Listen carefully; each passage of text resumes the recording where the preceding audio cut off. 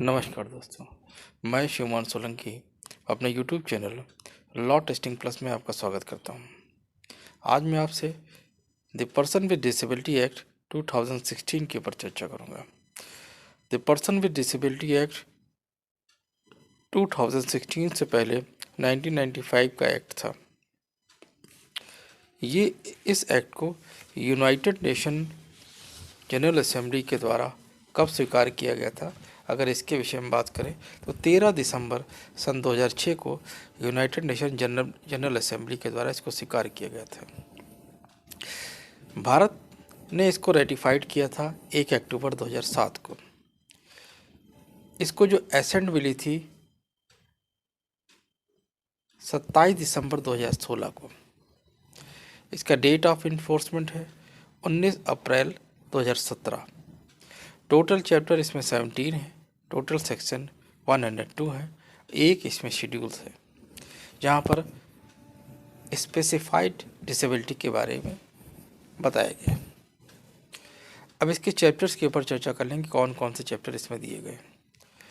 पहला chapter preliminary है, दूसरा राइट एंड एंटाइटलमेंट, तीसरा एजुकेशन, चौथा स्किल एंड डेवलपमेंट, पाँचवा social security, health, rehabilitation and recreation, छठा special provision for person with disabilities, सातवां special provision for person with high support needs, आठवां duty and responsibility of appropriate government, नवा registration of institution for person with disability and grant of such institution, दसवां certification of specified disability, 11वां central and state advisory boards on disability and district level committee, 12वां chief commission and state commissioner for person with disability, 13वां special court की बात करता है, 14 chapter इसके national fund for person with disability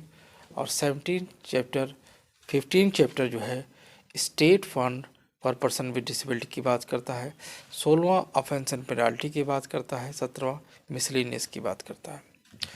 अब इसके आगे हम बढ़ते हैं और सेक्शन 2 पर चलते हैं। सेक्शन 2 में कुछ इम्पॉर्टेंट डेफिनेशन दी गई हैं, हम केवल पहले उन पर चर्चा करेंगे, बाद में अपने आने वाले लेक्चर में इसकी सारी डेफिनेशन के ऊपर चर्चा करूँगा। तो सेक्शन 2 में अगर मैं सबसे पहले जो इम्पोर्टेंट डेफिनेशन की अगर मैं बात कर रहा था, तो चूँकि डिसेबिलिटी एक्ट है तो डिसेबिलिटी क्या होती है, यानी कि 2X जो सेक्शन जो है 2S है उसमें बताया गया है कि पर्सन विद डिसेबिलिटी के बारे में बात की गई है। तो हम यहीं से शुरुआत करेंगे। Person with disability means a person with long term physical, mental, intellectual and sensory impairment which interaction with barriers hinders his full and effective participation in social equality with others। यानी लंबे समय तक अगर physical, mental, intellectual and sensory impairment है और वो disable person को समाज में समान रूप से पार्टिसिपेट करने में बाधा डालते हैं, तो उसे क्या कहेंगे, उसे पर्सन विद डिसेबिलिटी की बात कहेंगे। यहाँ पर बाधा यानी कि बैरियर शब्द का इस्तेमाल किया गया है। तो आइए बैरियर शब्द को डेफिनेशन क्लास में 2C में डिफाइन किया गया है, आइए उस पर चलते हैं। 2C में बताया गया है barrier means any factor including communicational, cultural, economic, environment, institutional, political and social, attitudinal and structural factor with hamper the full and effective participation of person with disability in society। यहाँ पर 9 तरह के barrier की भी चर्चा की गई है। कौन कौन से बैरियर हैं? कम्युनिकेशनल यानी कि वो ठीक से कम्युनिकेट नहीं कर पा रहा है, कल्चरल यानी कि समाज में जो कल्चरल एक्टिविटीज़ हैं वहाँ वो पार्टिसिपेट नहीं कर पा रहा है, इकोनॉमिक यानी कि वो आर्थिक रूप से ठीक से पार्टिसिपेट नहीं कर रहा है, इन्वायरमेंटल यानी कि उसको ऐसे इन्वायरमेंट नहीं दिए जा रहे हैं जहाँ जो उसको ठीक से समान रूप से पार्टिसिपेट कर सके, वो इंस्टीट्यूशनल यानी कि जहाँ पर कोई इंस्टीट्यूशन है यानी कि कोई कॉलेज है, यूनिवर्सिटी है जहाँ पर उसको बैठने या पढ़ने का उचित प्रबंध नहीं किया जा रहा है, पॉलिटिकल यानी कि राजनीति या सोशल यानी समाज में उसको समानता का अधिकार नहीं दिया जा रहा है। एटीट्यूडनल कि जहाँ पर ये मान लिया जाता है कि यदि आप दिव्यांग हैं तो आप ठीक तरह से वर्क नहीं करेंगे, तो ये एटीट्यूडनल बैरियर्स हैं। तो इस तरह के जो बैरियर्स हैं वो दिव्यांग व्यक्ति को समाज में समान रूप से अधिकार देने में या समान रूप से पार्टिसिपेट करने में बाधाएं डालते हैं। तो यहाँ 2C में 9 तरह की बाध्यताओं के ऊपर चर्चा की गई है। अब हम आगे बढ़ते हैं, यहाँ पर 2T की ओर चलते हैं। 2T में बताया गया है person with disability having high support needs, यानी कि means a person with benchmark disability certified under class A of subsection 2 of section 58 who needs high support. यानी ऐसा कोई डिसेबल पर्सन है जिसे अपने जीवन को चलाने के लिए किसी अन्य व्यक्ति के सहारे की आवश्यकता होती है, तो ऐसे पर्सन को, ऐसे डिसेबल पर्सन को हाई सपोर्ट नीड के बारे में कहा जाता है, जिसके विषय में सेक्शन 58 में बताया गया है और चैप्टर 7 में बात की गई है। अब हाई सपोर्ट नीड क्या होती है, यानी हाई सपोर्ट क्या होता है, इसके विषय में सेक्शन 2L पर बताया गया है कि हाई सपोर्ट को डिफाइन किया गया सेक्शन 2L में। वहाँ पर चलते हैं। High supports means N intensive support physical, psychological and otherwise which may be required by a person with benchmark disability for daily activities, take independent informed decision to access facility and participating in all area of life including education, employment, family and community life and treatment and therapy। वही बात यहाँ पर बताई गई है कि high support need का जो मतलब है यही है, यदि कोई व्यक्ति को पढ़ने के लिए, रोजगार करने के लिए, परिवार में या फिर कम्युनिटी लाइफ में और ट्रीटमेंट या थेरेपी में किसी अन्य व्यक्ति के सहारे की आवश्यकता पड़ती है, तो ऐसे लोगों को हाई सपोर्ट कहा जाएगा, यानी ऐसे पर्सन को हाई सपोर्ट नीड वाली बात वहाँ पर आ जाएगी। अब हम आगे बढ़ते हैं, यानी कि 2R की ओर चलते हैं, जहाँ पर पर्सन विद बेंचमार्क डिसेबिलिटी की बात कही गई है। Means a person with not less than 40% of specified disability where specified disability has not been defined in measurable terms and including a person with disability where specified disability has been defined in measurable term as certified by certifying authority।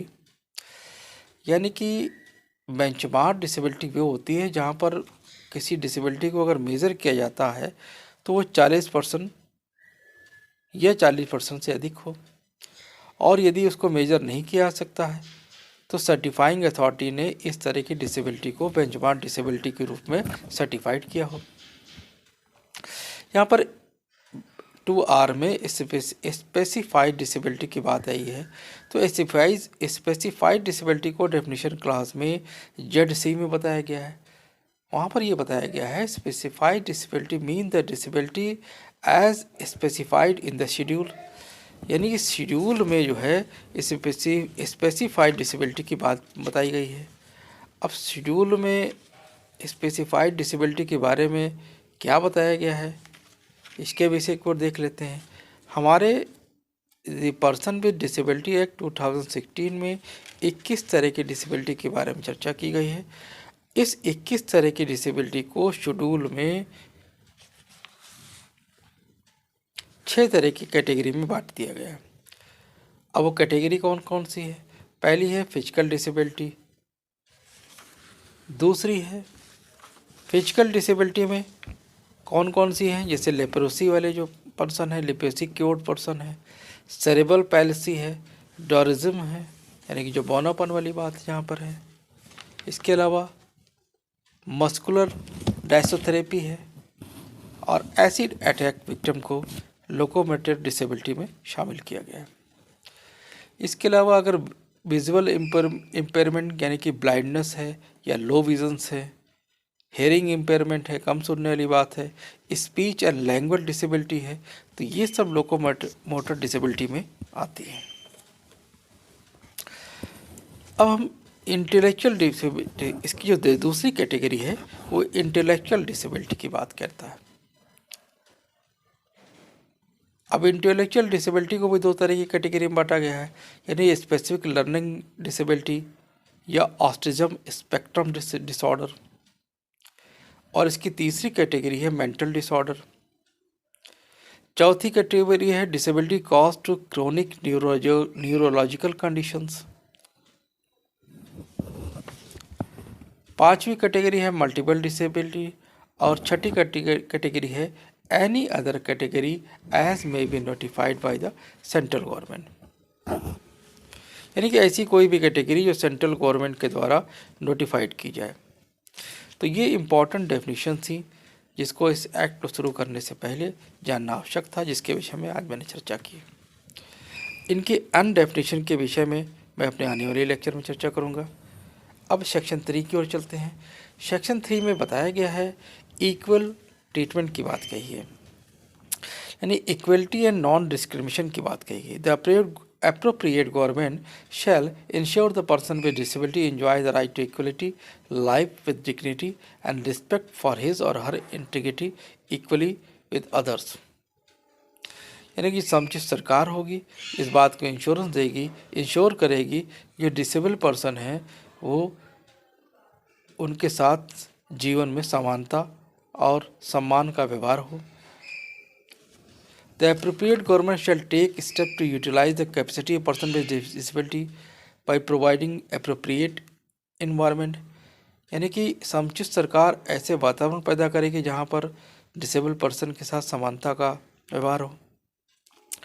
No person with disability shall be discriminated on the ground of disability unless shown that impugn act or omission is proportionate means on achieving a legitimate aim, यानी किसी व्यक्ति विशेष यानी किसी disable person के साथ disability नहीं होगी जब तक ये बात साबित ना हो, यह बस सो ना की जाए कि उसको किसी विशेष उद्देश्य के लिए उसको डिसेबल पर्सन को रोका गया है या किसको या फिर उसके अलग कैटेगरी दी गई है। No person shall be deprived his or her personal liberty only on the ground of disability, यानी डिसेबिलिटी के आधार पर किसी डिसेबल पर्सन को डिप्राइव नहीं किया जाएगा। The appropriate government shall take necessary steps to ensure reasonable accommodation for person with disability, यानी समुचित सरकार जो होगी डिसेबल पर्सन को एकोमोडेशन प्रोवाइड कराएगी। डिसेबिलिटी एक्ट 2016 के अन्य सेक्शन के ऊपर मैं अपने आने वाले लेक्चर सीरीज में चर्चा करूँगा। यदि आपको मेरा चैनल समझ में आता है तो कृपया से लाइक करें, सब्सक्राइब करें, शेयर करें। तब तक के लिए जय हिंद, जय भारत।